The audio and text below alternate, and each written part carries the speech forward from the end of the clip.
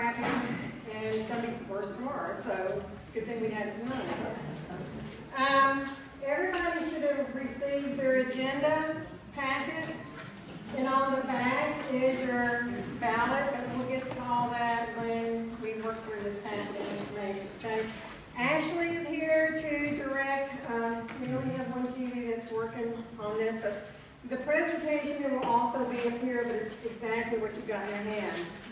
We also have John Lewis over here who is videotaping the meeting, and then we'll send it all to Mo, and he'll do his magic and get it out there on Facebook. That's what we're doing. In a few weeks, yeah, in a few weeks. They're on a cruise, so but he'll edit it and put it out. When we get to the part of the presentation where we have the ballots are cast and we're counting the ballots, we're going to open the floor for questions or anything. So if you have questions at that time, make sure you speak loud enough for him to be able to record it. We're not going to ask you to stand up here or anything like that. So just speak loud enough for us to make sure we get it on the video. So we have the agenda. We have our current HOA board team and Ashley, who is from Sixes, and we are glad to be here with all of you guys tonight. We're going to go and start on the 2024 accomplishments. Seems like we had a lot more on here last year because we had the neighborhood was such a mess last year. We had the curbs and the roads all tore up and everything was going on with the developer and the builder at that time. And I'm glad to say that it's all history now. We've got all that done, all the roads are done, all the curbing done, all the sewer is system and everything is done.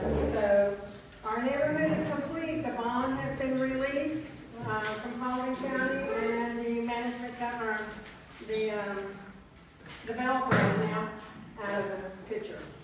So we had our accomplishments for 2024. As some of you may remember, when we first started our HOA, we had Silverleaf, and we voted on our board, we elected representatives, and then soon after that, we terminated our relationship with Silverleaf because we had no way to verify the amount of money that was not accounted for. Oh, that's the best way I can say it. We came as a HOA in with a negative. We were in the red big time at that time. So we terminated Silverleaf. We have a new contract with Sixes, and they've been with us since then. And since then, I am very proud to say that we are now running in the black. We do not. It took a very long time for us to come out of the negative, but because everybody is so great at paying their HOA fees here, we didn't have any problems. We made a lot of changes. We made changes to vendors that we thought we could save money with other people. And so this is kind of where we are right now. And we'll get more into the reserve, about the reserve account when we get into the financials. Like I said, all the sidewalks are repaired. The portion of the fence that we are talking about right here, the wood fence that surrounds the neighborhood is the biggest part of the neighborhood. Many of us will never understand why D.R. Horton or who was the developer? I don't remember. Four Star. Why Four Star did not take the fence all the way around on South Cornucopia up to Front Road. They didn't for whatever reason they had, but whatever that fence that they have up, it takes a lot to maintain that wood fence. So I think we painted the front side on Front Road this year, had it stained. That was about $10,000 just to stain the fence. And a lot of people came and said, well, we could have just pulled a lot of people together and done it ourselves. Well, we probably could have. But most of the people in our neighborhood are way over 55, and there's a big liability that we could not afford to do that. So, and we'll be talking about what we broke it down into 4 segments. So we did the Fry Road, 2025, we'll do the inside of the north and south cornucopia, and then 2026, we'll come back and do the inside of Fry. 2027, we'll do the outside. So it's going to take a lot of years. By the time we finish that, it's time to start all over again. So it just takes a lot of money to operate. So that will be done. We're doing the very best we can to control the erosion. We may have it somewhat under control the best we can right now until, winter. So the pine straw is going to keep it from eroding away, but there are things planted that we had removed. We had, 130 pine trees removed while they were still small so that they were planted on berms and they were leaning toward the houses, and we had all of that taken down so that you guys did not have to deal with it in 3 years when the trees are higher than your house and have to be removed. So the erosion is going to be an ongoing thing until we can get with a landscaper that's going to help us figure out the best plan of action. This is what we've done right now. It's just ongoing. The holiday lights have been installed. They've been taken down already because I think tomorrow is the deadline for having all Christmas decorations down. So we would make sure that our entrance and everything was taken care of. And then the ongoing design guideline monitoring and notifications on that.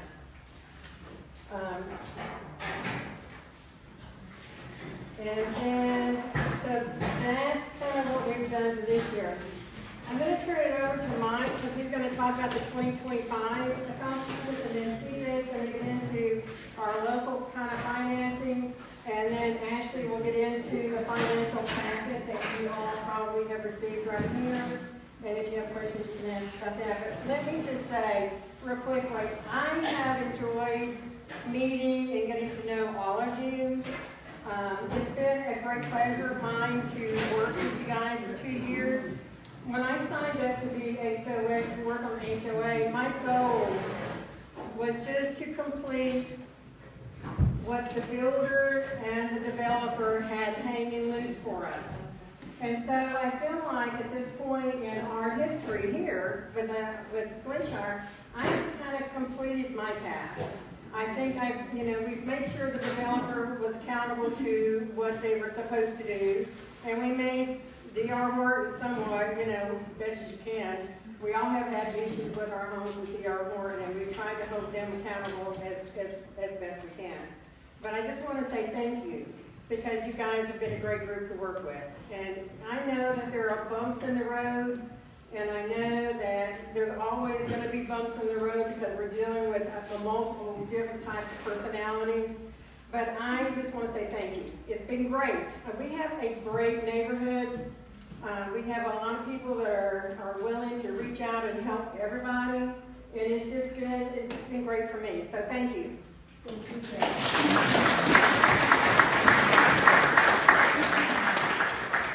As far as the goals for next year, because I got to thank Val, because he pretty much covered those in the previous part of his presentation. But we're going to. Yeah, I know. We are going to stay inside the fence along the highway this year. We're also going to try or continue to attempt to maintain the berm between the tall berm between two houses. There are about 4 or 5 of us without the handouts. You got any? Okay, so we're going to do that.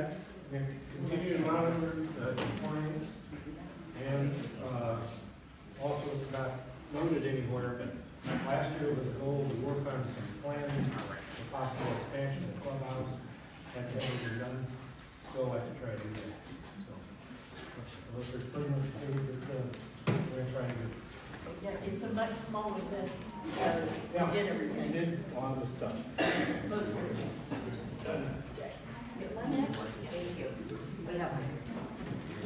Oh, we need one more. So, Oh, we'll do that after we put the sign up to the light at 6.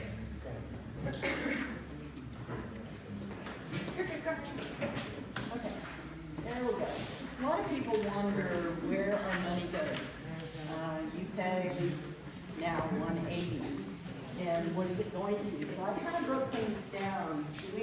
We have monthly expenses every single month. We have quarterly, biannually, and annually, and then we have unexpected expenses. So for 2024, this isn't. There's probably a 5% accuracy, or give or take, because the numbers just keep changing, so I had to stop it. But you'll see here, total spent for the year was around $175,000. We collect $205,000 in HOA fees, which means this year we put in $30,000 into the reserves. And we want to build the reserves even more because if the pool leaks, if the pump goes out, if something, a plane crashes into the clubhouse, we have insurance, but we also will have a lot of costs. So we have to plan for those unexpected things. And the $11,000 we spent on other unexpected. Next slide. So then I just broke these down into what we pay on a monthly basis.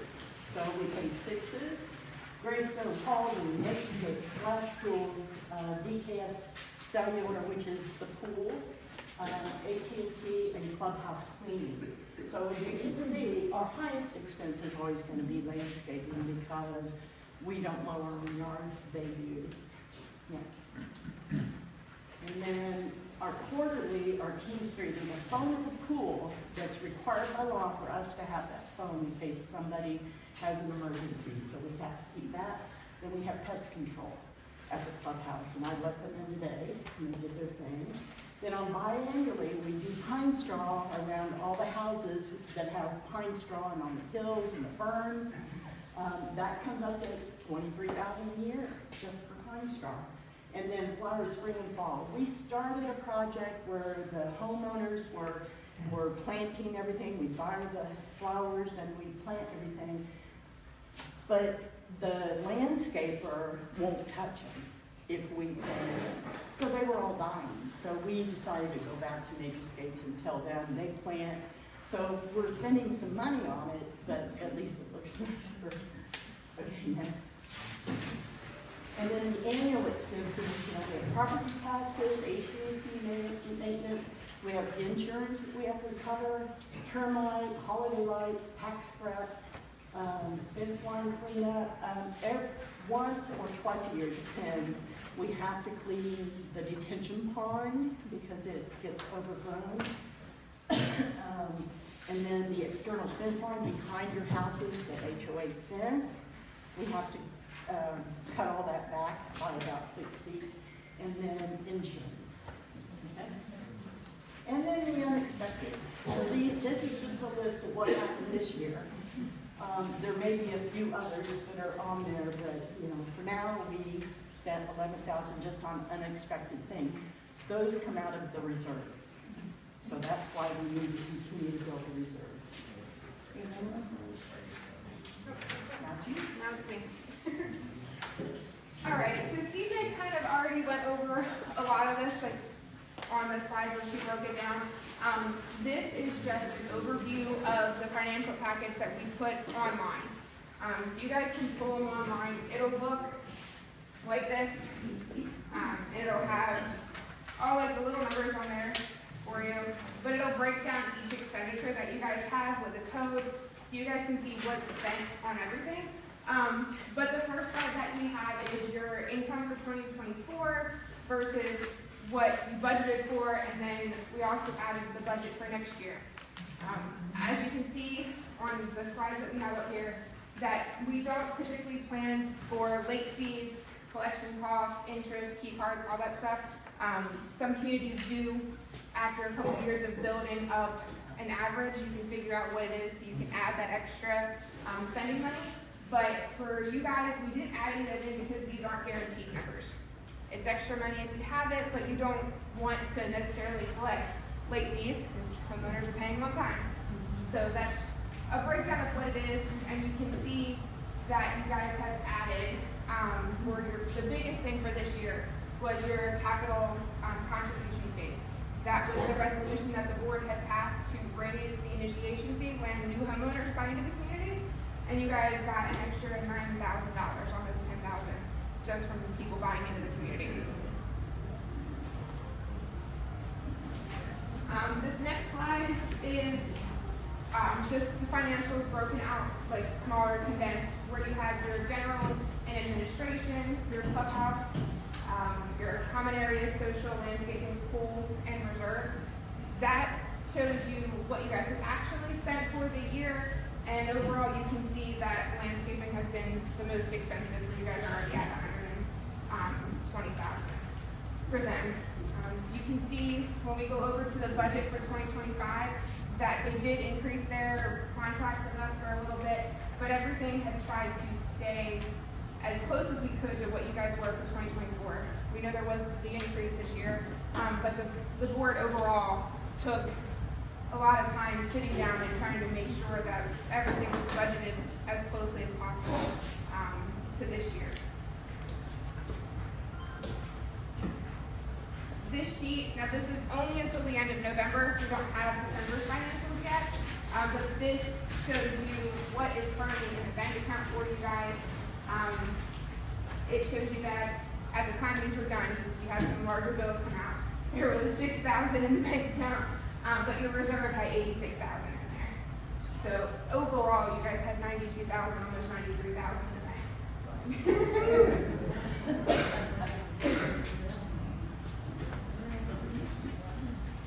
This next slide here, if you guys have any questions about financials, we can talk after, but they are all posted for you guys to see online. So if you ever have any questions, feel free to reach out to us.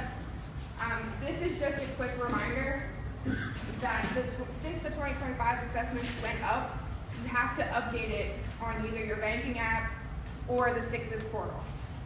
The board has said they weren't going to put late fees on the account because of the adjustment switching everything over, but that's just for January.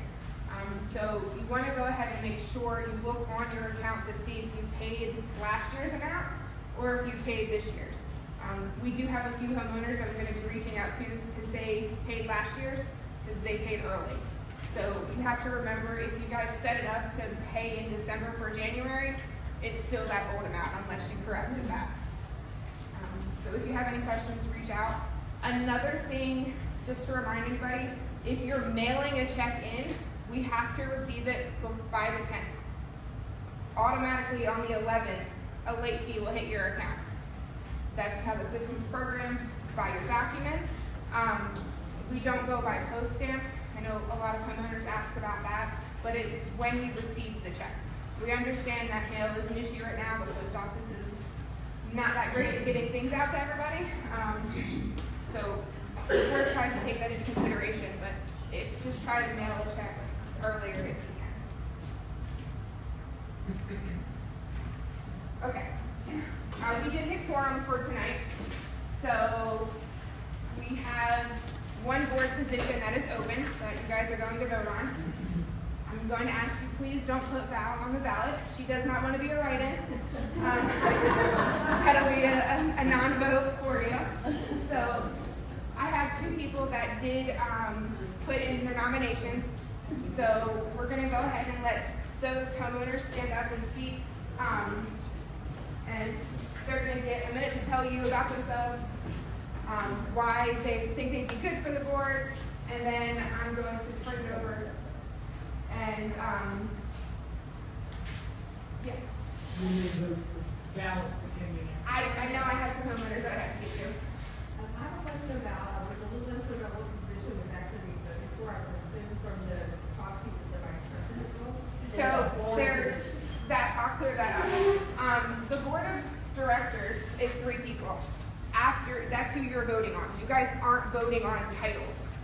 the board gets together after the new board is elected, and you guys, those three, will sit together and assign positions at that time. So it doesn't mean that Mike could stay in his current position, doesn't mean CJ could, it could rotate. Now they could choose to stay, it's whatever those three people decide to do. Okay, so the first nomination that I got was for Cathi. Stand up.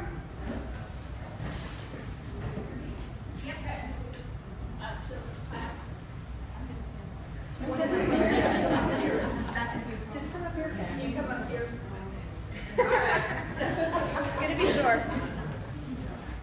So most of you know me, and if you don't, I live on North Cornucopia, and I've been there since August of 2021. I put my qualifications on the Facebook page, but I know some of you aren't on that page, so if you didn't see them, I'm just gonna do a really quick synopsis here. As far as the HOA experience, I served on a non-mandatory HOA for 17 years in Powder Springs. I executed and maintained a monthly and annual operating budget. I collected dues and hired landscapers and contractors. Professionally, I was a teacher for 14 years. I taught elementary school and middle school. After that, I was a territory supervisor for Hallmark greeting cards, where I supervised a multi-million-dollar territory. I had 30 accounts and 25 people working under me.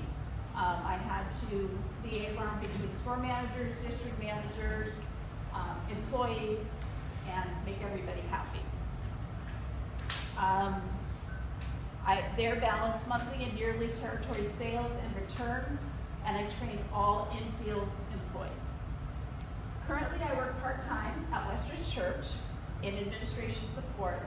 My responsibilities include maintaining weekly and monthly reports, responding to emails and texts in a timely fashion, and I do all of the background checks for everyone that works there and everyone that volunteers with children. And I have to, of course, remain, all that has to be confidential. In closing, I love Glynshyre. It was everything I wanted when I came back, moving back from Illinois. I just think it's a really strong community. I, in 2022, fell and broke my kneecap, and this community just rallied around me. People took me to doctor's appointments. People took me to physical therapy patients. My right knee and I couldn't drive. People brought me dinner. And it's a community that we just watch out for each other. I really appreciate that, and I just would love to continue to foster that. So, thank you. Thank you.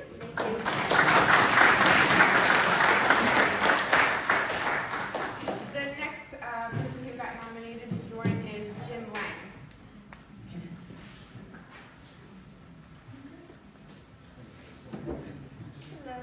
Hello. Hello, everybody. I don't know if I've met everybody here. I tried to get around and knock on doors and introduce myself and talk about what I would do on a board position. But mainly, I would try to find out what you would like done in your subdivision. All of us together. I would like to get some input as to what you think would be going on. And work toward satisfying some of those things as well. I, myself, have been in electronics all my life. I'm an engineer, and I have done surveillance cameras all my life. There was a rumor going around I wanted to see them at the pool. I really don't. Don't have any interest in putting cameras where I live. I've got them on my house, and that's enough. But I'm always open to questions. I built my own homes. I've done a lot of things like that. I served on, Felicia and I have been going to Seven Springs since before it was Trinity Chapel. And I've served in the security role. I'm a musician, so I've served in that role as well. I've ran Lang Electronics for 43 years. I'm retired. I'm shutting it down. So successfully worked with Home Depot, TJ Maxx, Marshalls, many different companies you might know. Don't really care to brag about that on myself. But anyway, I just want to serve and be here. I enjoy every one of you guys that I meet. I love walking, so I'm out walking all the time. And just trying to encourage people and just trying to get things done that need to be done. Thank you very much.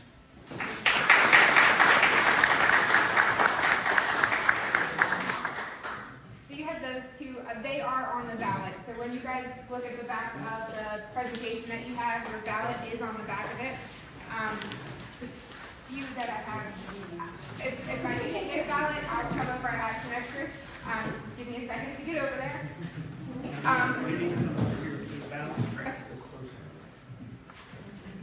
I've got it. Let me do this now. Whoever doesn't have a ballot, if you guys could meet me over at that round table, I'll hand them out there. Before I move on, do we have any nominations from the floor? Anybody who didn't submit their form before and would like to stand up now and put their name in the hat? Nobody? May I ask a question? Is it about the ballot right now? It's about to speak for that. Sure, go ahead. My question is that we have heard what they say they have done and what they're doing now. My question is, what are they going to do to bring to our community? To both of them. What is it that you want to do that's going to help our community? I think we have a wonderful community, and I think that just to continue, I can hear you. just to continue to foster good neighborly relations. I can't say specifically what I can do. It's a board. It's not like I'm going to make covenants. Exactly, there are covenants that can't be changed. It's not like I'm going to change anything. I just want to continue to foster good relationships in our community. I would like to continue to support what we have started here already and try to improve along the way. We'd like to communicate with homeowners and see what they like. And bring that up to them. And see if we can get some of those things agreed upon. Okay, all right. I'm going to go over here to have the extra ballot, so if anyone needs one, you can come over here and vote. But before you guys start doing, CJ has something that she wants to say. Yes. A number of folks are really sad that Val is leaving. So, we brought you some flowers to tell you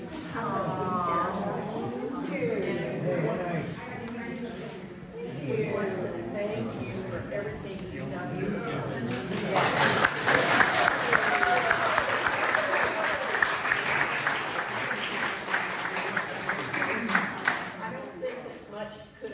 Done without Mike and me and Val leading us. It's been an utmost pleasure working with you. I'm almost teary. I'm not moving. And then Diane and Cathi made you a nice little plaque. And this is a picture of the clubhouse. And the picture reflects a sunrise and a sunset. And the saying on here is, a pioneer's turn, her duty now done. Valkyria departs, her presidency won. Glynshyre's first, a leader bold and bright, she hands the torch, a beacon in the night. Her tireless work will forever hold dear. A grateful community sheds a faithful tear. Though stepping down, her spirit will reside in other causes where she'll gladly preside. For you.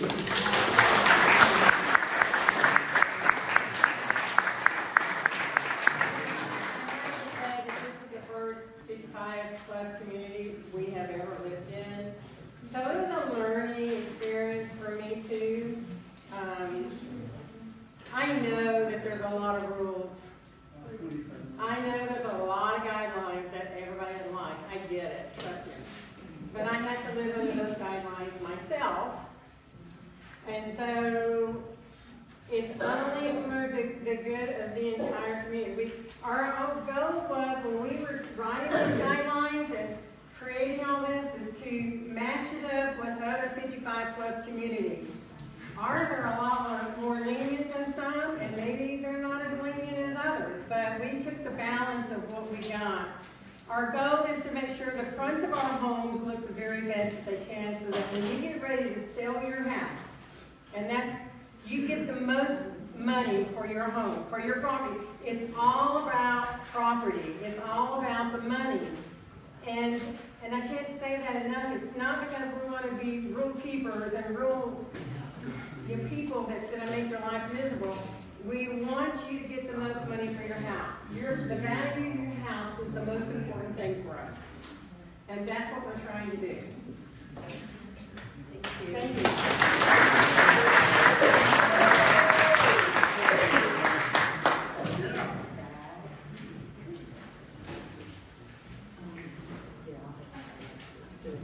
Okay, so we're going to finish getting the ballots out. What you're going to do next is you're going to pass the ballot. It's on the back of your program. You'll need to tear them off. I'm going to come by and pick them up, and Ashley will be counting them. So as you finish, Mike and CJ are going to stand up here and answer any questions that you guys have. If they can. I'm sure they can. They may have some questions for themselves. So before, I just want to explain the ballot. So when we get these, I need to make sure that I have your address and signature at the bottom. So make sure that that's handed in on these, and then we'll all come around and collect.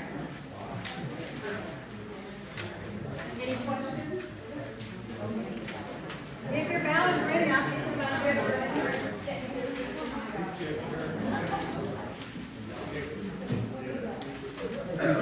Thank you, thank you. Thank you.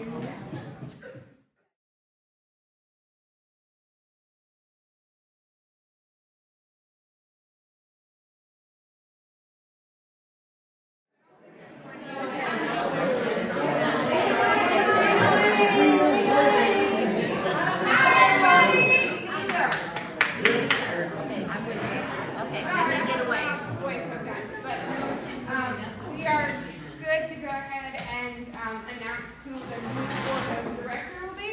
I want to thank the two that actually did come out and put themselves out there to volunteer for the board. It's not always an easy job, but we definitely do appreciate it. Do you guys want to announce, or do you guys? I'm sorry, what? She's like, I gave that position up. Right. Don't ask me nothing. So I'm happy to announce that Cathi Woodard is on the board.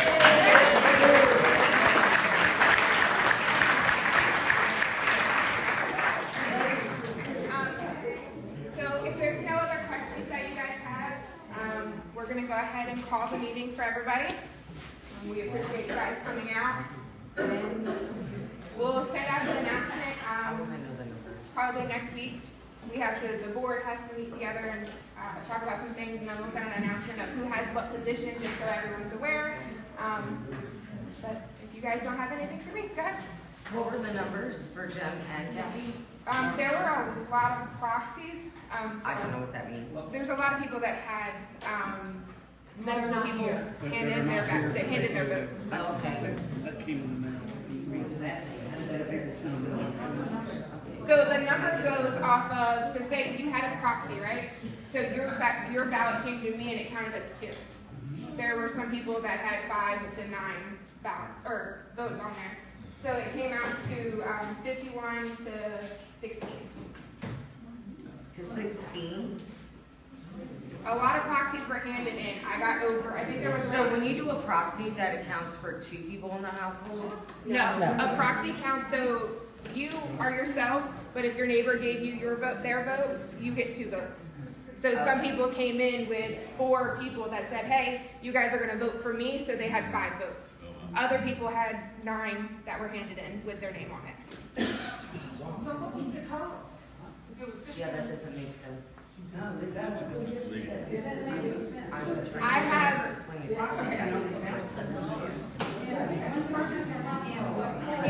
Hold on, guys. It's 1 person per household. Well, guys, let's Ashley talk. It's 1 person per household, and all of these are proxies, which means they were assigned to one specific person, to cast their vote for them. So all of these people aren't here, but all of their votes counted. Okay. So that's why it might seem like it's a little odd. So that's why I'm saying when some person has 9 votes, it's because 8 people gave their proxy and said, hey, you can cast your vote, and my vote is that. Unless somebody specifically said, I don't want this person voted for. It's whoever they hand the proxy to. I got 5 proxies and every one asked me who they wanted to vote for. It's not rigged, I mean, it's right here, so if anybody wants to, Yeah, I just don't think that's. we counted through 2 different people so that there wasn't a mixture. Yeah, 16 to 51, just doesn't make sense to me. 16 to 51. You can, after the meeting, if you want to come over and count it, that's fine. Yeah. That doesn't make sense. You have to remember, there were proxies. One person had 9 votes, another person had 4, another person had 5 and 5. If that's because they handed in that many proxies. So when you say 5, that's where people are getting confused. You're like, one person had 9 votes, and another Because person of the had 5. proxies. Wait, guys, listen up. We can't talk all over each other. I know everybody has an opinion, but let's listen to everybody fairly, okay? I think that we're misunderstanding something she's saying. Yes. And she's not, what she's saying when she says that person had 9 votes, they didn't cast 9 votes themselves. They cast some votes for 8 other people. They gave them permission to do that. So only one household, each household only got 1 vote. Even if that person turned in 8 extra ballots, it wasn't their vote, it was their neighbor's vote. Okay? So there wasn't multiple votes by 1 person. Okay, Cathi. So it's Listen. obvious, we have 104 homes and only 67 people, no. 61. Anyway, only 3/4 of them voted. Right. So there's still a fourth, more than a fourth of our neighborhood that didn't vote at all. Right, that's normal, yeah. So if anybody wants to count ballots, they're up here. We've counted them twice. I mean, the 2 candidates, you guys are more than welcome to look at them yourselves if that would make you, if that's something that you guys want to do, but. So are we gonna take a moment for like the open forum, interaction, or are we gonna do that at all? I thought That's what we were doing when we were counting our votes. the board announced that. I'm sorry, everybody's talking about themselves, not ever. I don't have a problem with it, but I remember specifically saying we're passing the ballots out, or you need to cast your ballots while we're counting them. It's open forum for you to ask questions, and Mike and CJ were up here. And I'm okay, I don't care, it's your time too. Do you have a question? I did have like some comments and things that, that I think are pretty valid. I know we have restrictions and regulations and we want to protect values, things of that nature. And I'm Lonnie's, by the way, on South Cornucopia. But I would like to see if there's some suggestions from the group of some ways that we can be more inclusive with our homeowners when these decisions are being made. I know there's surveys that can be sent out. I served on a board and we sent out surveys because there was parking in the street. Some people said, yeah, I don't care, and some people said, I do. So we sent out a survey, and the majority of the people did care if people parked on the street, so then we made some changes based on that. So I think other people who live in the neighborhood would like to make sure that their voice is heard when there are restrictions and changes or limitations made. We would appreciate being included on that instead of just being told. So I'd like to see if anybody has any ideas on ways that that could be done. Certainly before you get a violation, know that there's been a change. I remember that they had a survey, so I about the pool, they took a survey and they went by the results of the survey. Only one at a time, talk, please. Scott?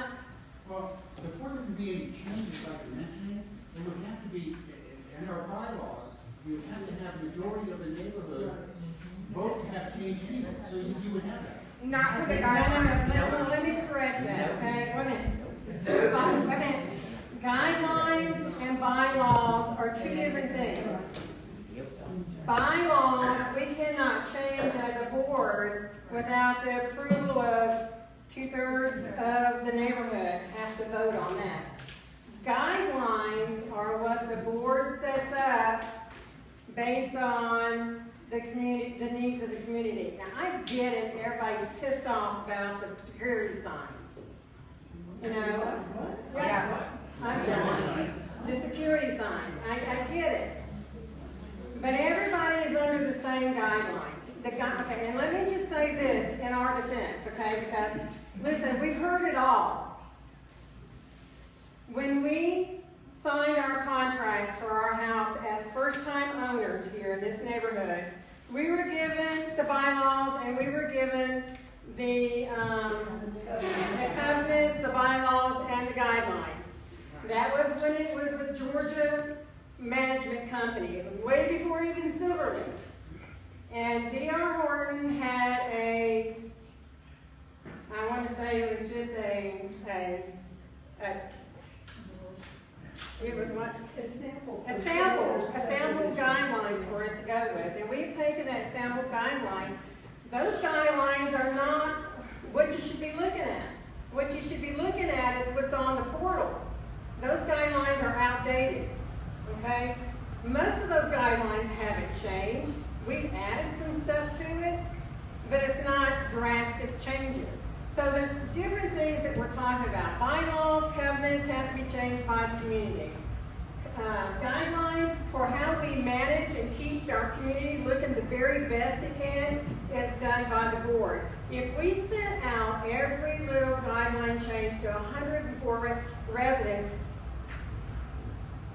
I can only tell you, nobody reads emails, nobody reads text messages, nobody reads Facebook, nobody reads the mail that's sent to you, so how else do we communicate? I read mine. Not everybody does. Not everybody does. You might be the majority, but there's a lot of people that's not here tonight that we have to take in consideration too. You guys are ones that we probably see at every meeting, which is great. Yeah. But there are a lot of people that can't drive at night. A lot of people that don't want to be out in the cold, can't see it for health reasons, or whatever it is, that are not here tonight. That we have to take, we're thinking about all of it. It's not just what 3 people are deciding. Yes. So I just have a question we'll just talk about lawns for a minute. I'm sorry, what? Lawns, your front yard.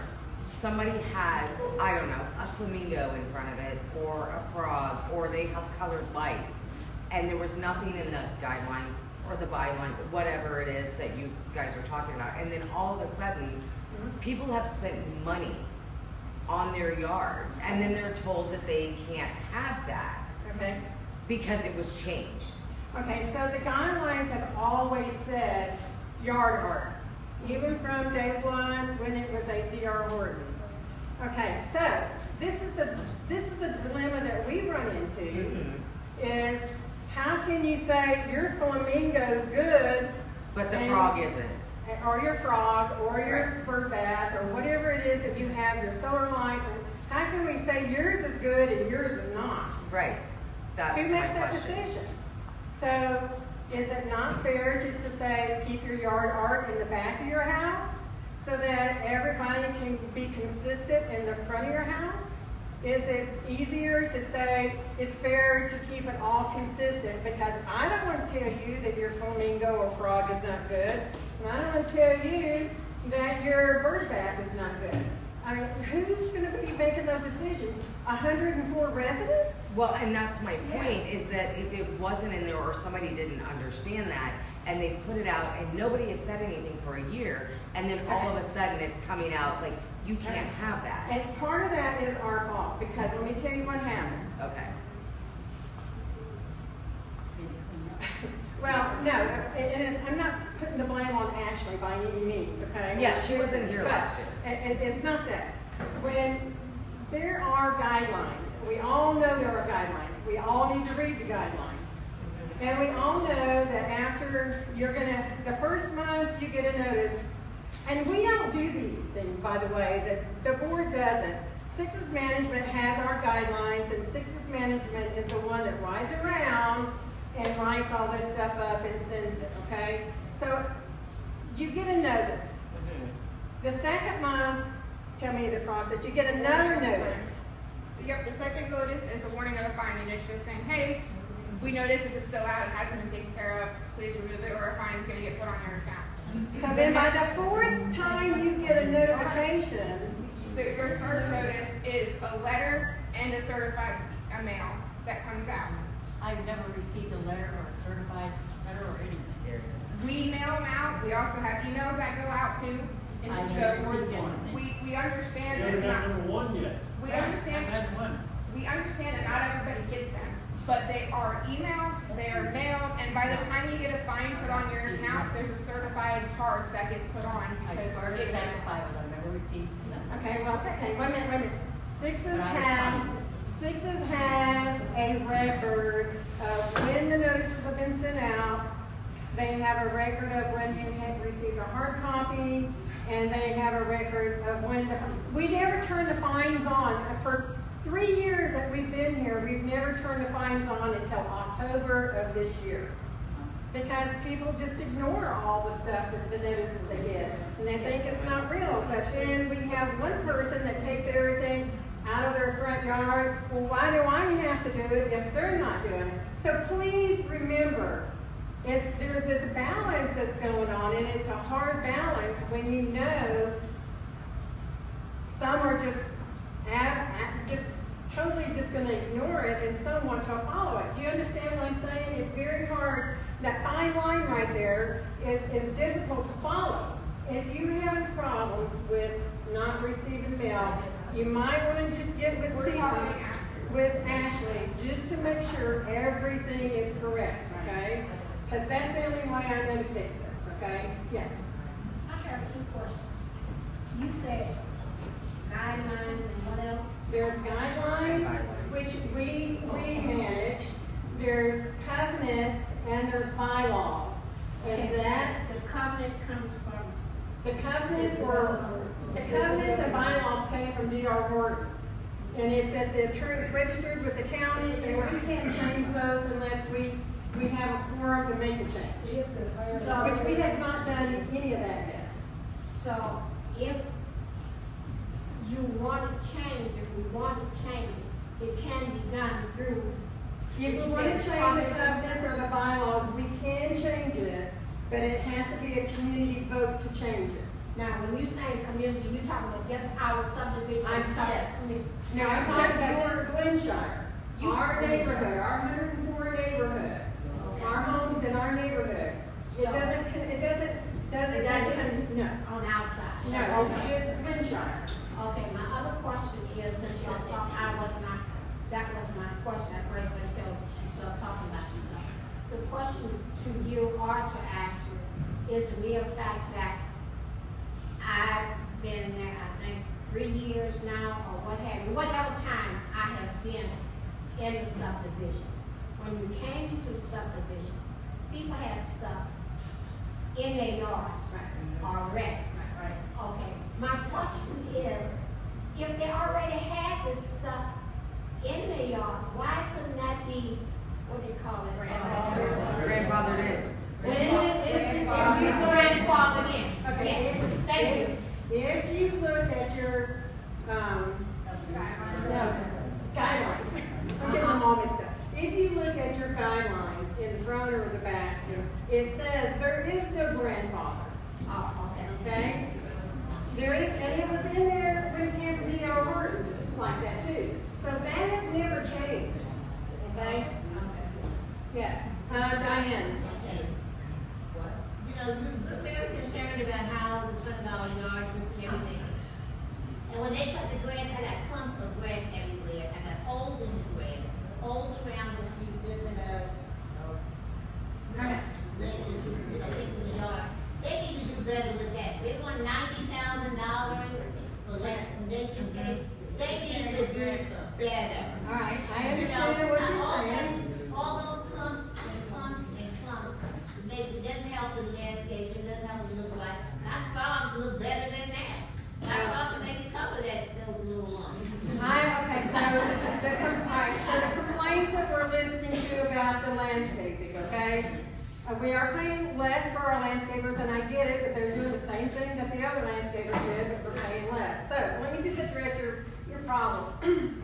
They do not use grass catchers because they say the grass, they cut it weekly. And the grass that is falling onto it is fertilizing and is really better nutrients for our yard. The dead places in our yard, it could be, and I don't know where your dead spots are, but it could be because urine from dogs, or it could be that they set their lawnmower there and let it run while they were doing something else until that area is dead. It usually comes back. I hear a lot of things about, well, my yard looks worse now than it has ever done in any house I've ever lived in. I'm going to get you, okay? I was just agreeing with you. But I'm just saying, there are different zones, climate zones all across the United States, and we all come from different parts of this United States. Climate in Iowa is not the same as it is here, is it, Gabriel? If not, your grass is not going to be as green here as it is in Iowa because you have a different climate, and you probably feed your grass. Let me just say this. Every house, if there's 104 homes in this neighborhood, there is $85 per month goes for lawn care. Okay? So that equals out to about what, $21.50 a week to cut your grass.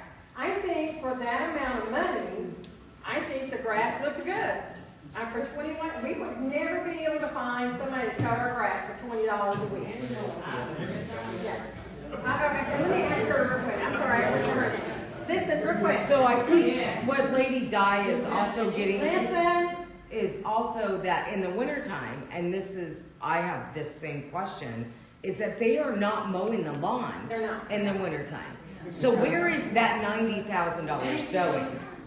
Because if they're not mowing for 4 months, and they're only mowing, let me finish please, and they're only mowing for the 8 months, there's 4 months where they're not doing anything but blowing our front door. And you know what? I can do that for everybody for free. Thank you.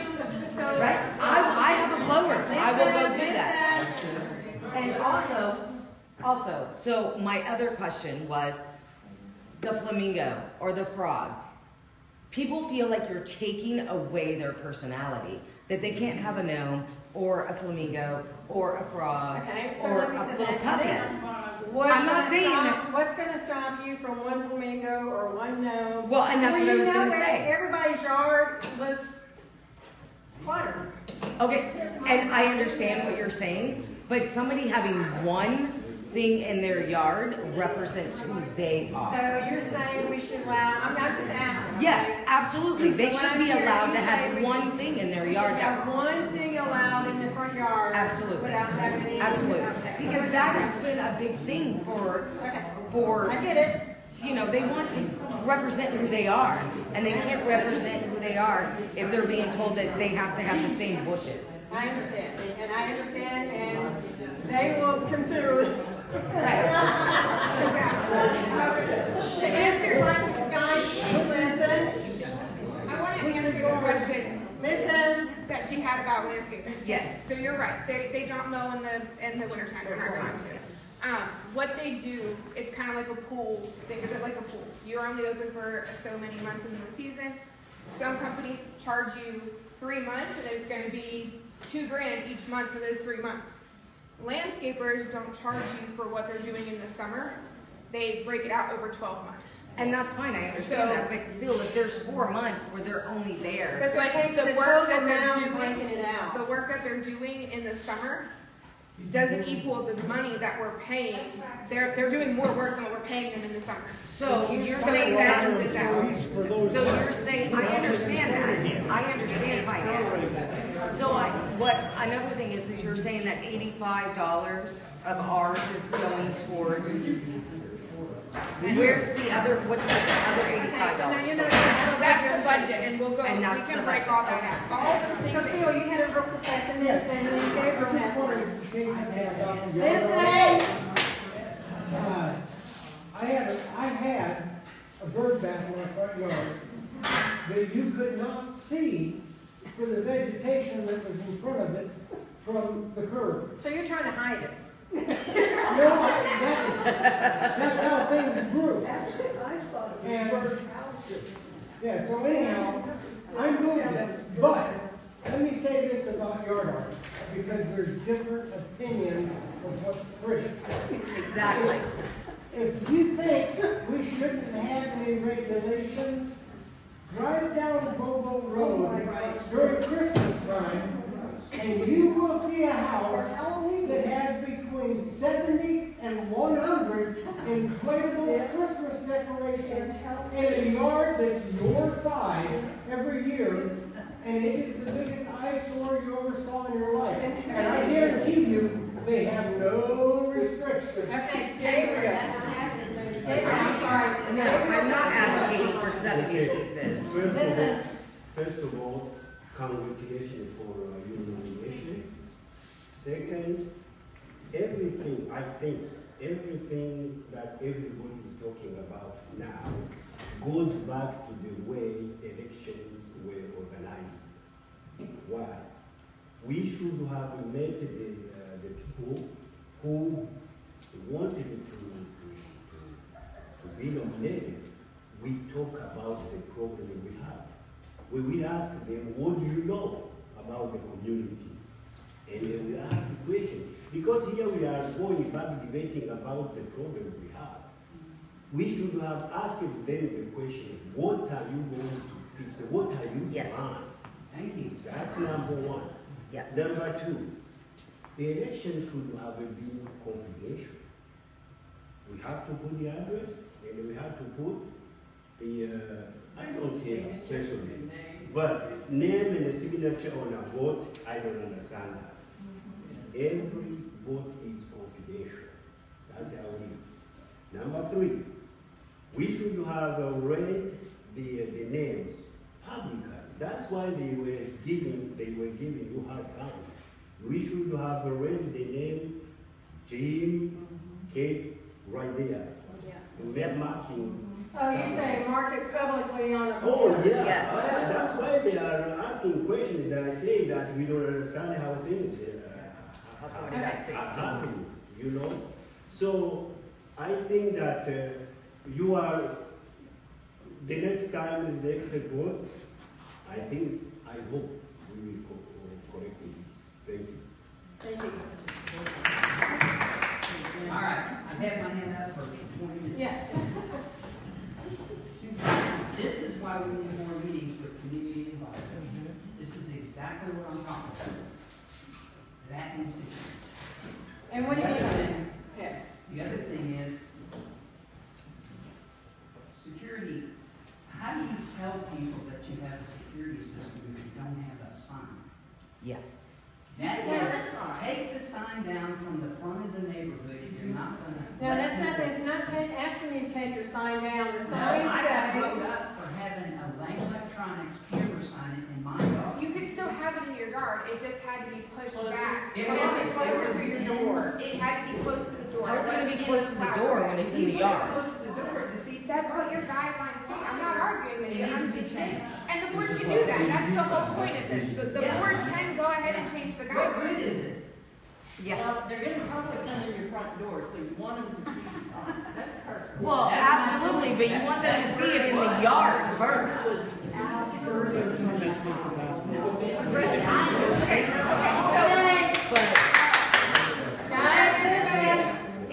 I don't see any benefit of us standing here and arguing. I hear what you're saying. I hear you say some of these things might need to be changed. These are simple things that these board of directors can come up with and make the changes as necessary. And if there's not any more questions, If we have something we would like the board to consider, how does you get that? you can come to the board meetings for the third Friday of every month at 10:30 at the clubhouse. In the morning, most people work. So it's not that we have people. A lot of people do. Okay, I can take off the board. Then you might want to email the board members and let them know what you're talking about. Yeah, exactly. Nobody 6 o'clock meetings are very difficult for someone that works in downtown Atlanta. So 10:30 a.m. meetings are difficult for people that have day jobs as well. I can't, it's very difficult. It's difficult for you to come to a day meeting, and it's difficult for you to come in the evening. There are people that have real life jobs and work 60, 70 hours a week, I know them. I cannot leave coming to the water until 5. So when you Saturday, if y'all don't know the seconds to that with me, I am suggesting that we maybe move our meetings to like 6:30 is a time where people who have to travel and commute can get here. 6 o'clock is a very difficult time. Or Saturday. And then also board meetings have to happen during the day. Okay, so I actually wasn't even aware that we had the board meetings, but they're. It's in the calendar. I didn't notice that we Yeah, actually, that you brought us. But the other thing I have a question is, I would like to see if there could be some consideration on people having access to the clubhouse other than renting it. We do pay for it, but we can't use it. What do you mean? You access to the clubhouse to do what? Like if I'm at the pool and I want to put my cold beverage in the refrigerator, I can't do that. Nobody can access the courthouse, the clubhouse, except for, I guess, people who are on the board or committees, or you've got a group function. That's just because of maintenance on the clubhouse. Everybody brings coolers. I mean, puts their. I've lived in some nicer neighborhoods in Glynshyre. We still have access to our. Those are things that we can consider. Okay, so I'd love to consider that, is what I'm saying. Yeah. Okay, do the lawn service replace grass? No. You're responsible for watering your grass, and they cut it, they trim it, and So they they don't mow cut it. it and tear it up. But I just want to know, did they cover, they have torn up our lawn? Yes. If they damage your lawn by leaving a lawnmower over there and the grass dies, then you can contact Sixes, and Sixes will reach out to Naturescapes and see what we can do about it, okay? Okay.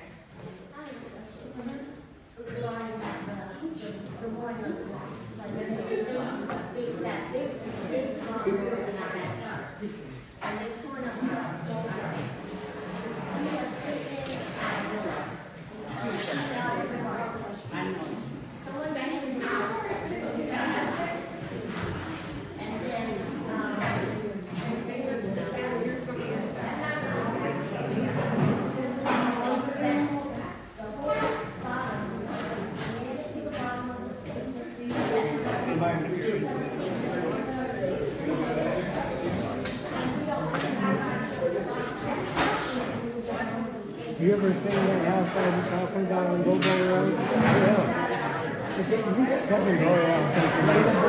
This is separation. And every year when I drive back, I think to myself, if anybody wants to know when you don't have rules for neighborhoods, right? That's it. There you go. And nobody can bitch about it. It's like being really pregnant. Oh yeah, and that's the neighborhood. You just can't do it because you can't have it, period. Yeah. But you can't arbitrate between what's good and what's bad, and so you can have one or two. It's like a police officer responds to accidents together. Why do you get Yeah. You get all the things in there? No. Neither am I. I love that response.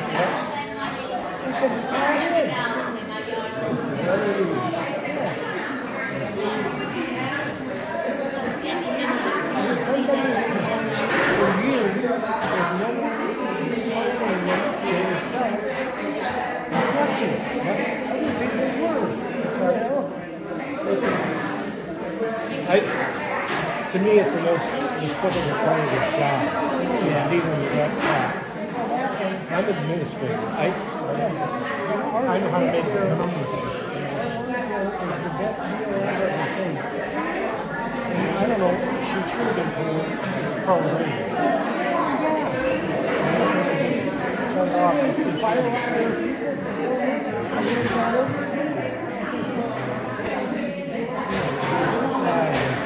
whatever.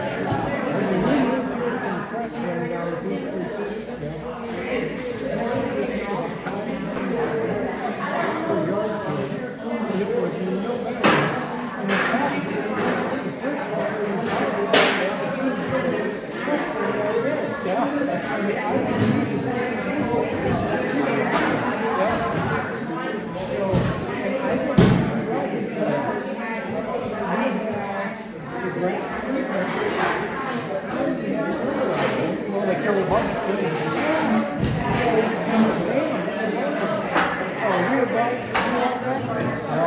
We have to put it all back. Oh, yeah.